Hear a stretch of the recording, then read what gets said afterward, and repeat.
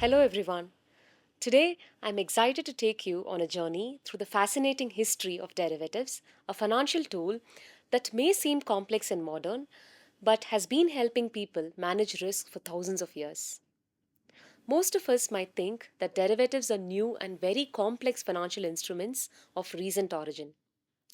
Would you believe me if I told you that these financial instruments have been in existence since the second millennium BC? The earliest evidence of the use of forward contracts was found in Mesopotamia, where they were used to manage risk in agriculture. Fast forward to the 12th century in Europe, trade fairs were bustling and sellers wanted guarantees about future deliveries of goods. So they signed contracts to protect themselves from price changes. By the 13th century, even English monasteries were getting in on the action, selling their wool 20 years in advance. Imagine making a financial deal for a product you wouldn't see for 2 decades. Now, here is an interesting story from the 1630s. Tulip mania in Netherlands. People went crazy for tulips, especially the rare ones. As tulip prices skyrocketed, people started using forward contracts. Buyers would agree to buy tulips at a future date, hoping that the price would rise even further so they could sell at a profit. Many people who entered into these forward contracts weren't tulip growers or buyers, but speculators hoping to profit from price movements. As prices of tulips kept increasing, more speculators jumped in, trading contracts rather than physical tulips. The contracts allowed people to bet on the tulip prices without having to own the actual tulip bulbs. Eventually, tulip prices reached unsustainable levels and the market crashed.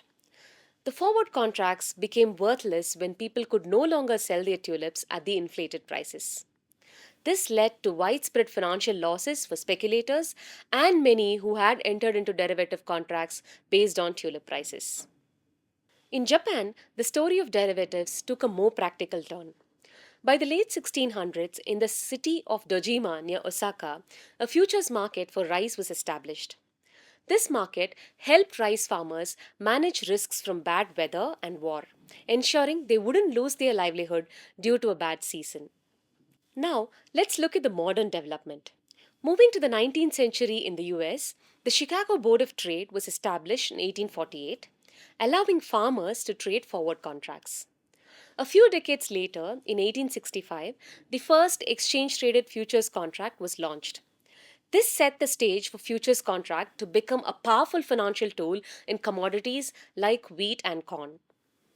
By the 20th century, derivatives had expanded far beyond commodities.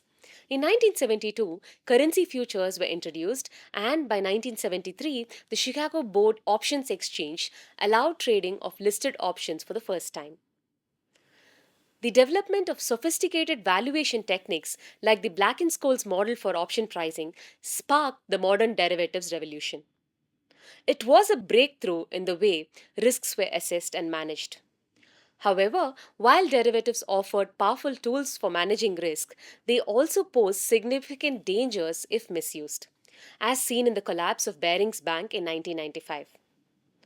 A famous example of the risks associated with improper use of derivatives is Barings Bank, one of the oldest banks in the UK. It went bankrupt due to the actions of a single trader named Nick Leeson. Nick Leeson made risky and unauthorized bets in the derivatives market.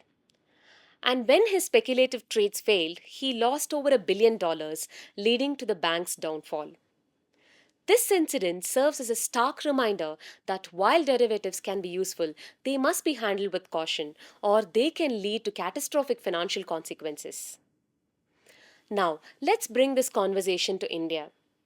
You might think derivatives are a recent trend here. But did you know that derivatives trading in India has been happening since the 19th century? Organized commodity derivatives in India can be traced back to 1875 with the Cotton Trades Association's future trading. Over time, the derivatives market developed in several other commodities in India. Following cotton, derivatives trading started in oil seeds in Bombay in 1900s, raw jute and jute goods in Calcutta in 1912, and in bullion in Bombay in 1920. In 1952, however, to prevent speculation on the prices of agricultural commodities, the Government of India came up with a legislation that explicitly banned any kind of future trading on commodities market in India.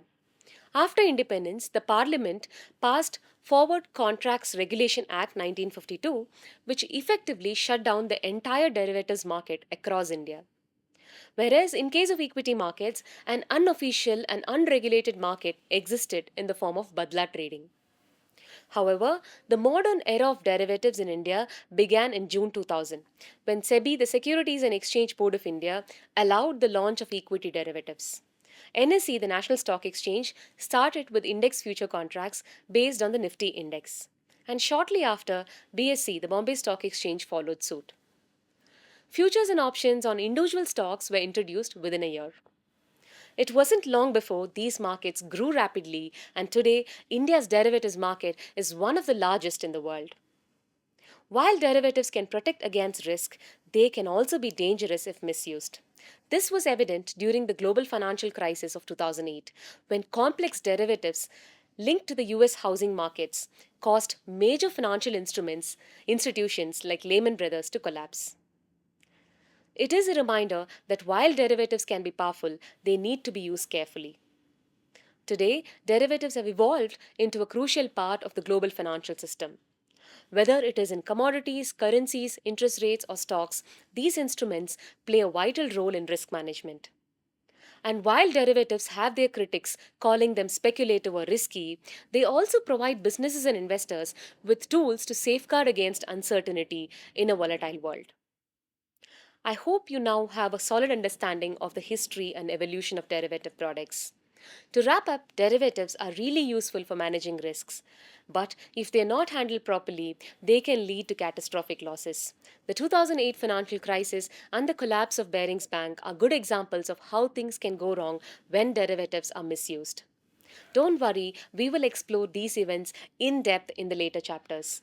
Thank you. See you in another video.